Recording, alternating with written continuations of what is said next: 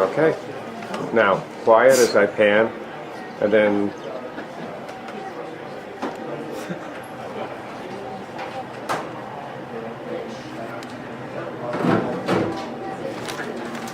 the Union County directions were found its way into mailboxes in time for the primary election, as usual.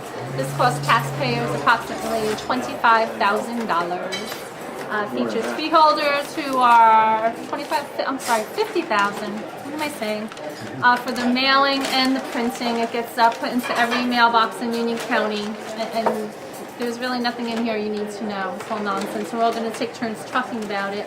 I pointed out tonight that there is not one article in here in regards to the freeholders selling runnels. Not one article, not even claiming that it was a good idea to do it. They just ignored this major, it must be the major thing that they've done, and it affects the health and well-being of Union County residents. They plowed under a golf course. They plowed under a golf course, but Runnels isn't in here, how they sold Runnels, so it's not mentioned at all. So that tells you everything you need to know about For this 26, They saved $13 million.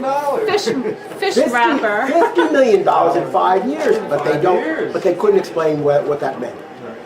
Where that money's going to go. Yeah, right. Offset taxes. But anyway, yeah, I was looking through the political piece. You know that they have the taxpayers pay for their campaigns. But the interesting part is they always, obviously this is Democrats through and through. Every name. Is it? But I thought this was but they always have one article in there with Republican names, so they can say, well, this is bipartisan, this alliance. And there it is on page 11, Senator Keene and Assemblyman Bramnick says state grants will help prevent flooding in Passaic River Basin, Texas. So, I mean, there is an article from the other political party, so they can claim that everything's bipartisan. And, to tell you the truth, if you ask Keene and Bramnick, they'll probably say, well, I never told them to print anything. But, but that's how it is. But, another interesting thing, what was that? I mean, they have so much in here. There's nothing about Runnels, but the it's just the pictures of on the front page. One seat ride service. I mean, they're crowing about it. However, they had nothing to do with it. Kowalski, B.J. Kowalski, who's in there. I mean, I will give her this much: that she did go to the One Seat Ride Coalition meetings. That it was a private organization that met in Westfield, and she went to those meetings. So I mean, I'll grant her that much. However, these three names, and this is Kowalski, Hudak, and Bruce Berger, they really have nothing to do with it. In fact, the people that should be on this picture are the One Seat Ride people that pushed for this issue, that went to their assemblymen and their legislators and pushed to get that one seat ride. They should be here, not Manny, Mo, and Jack. It doesn't make any sense. I mean, and again, and I mentioned this at the freeholder meeting.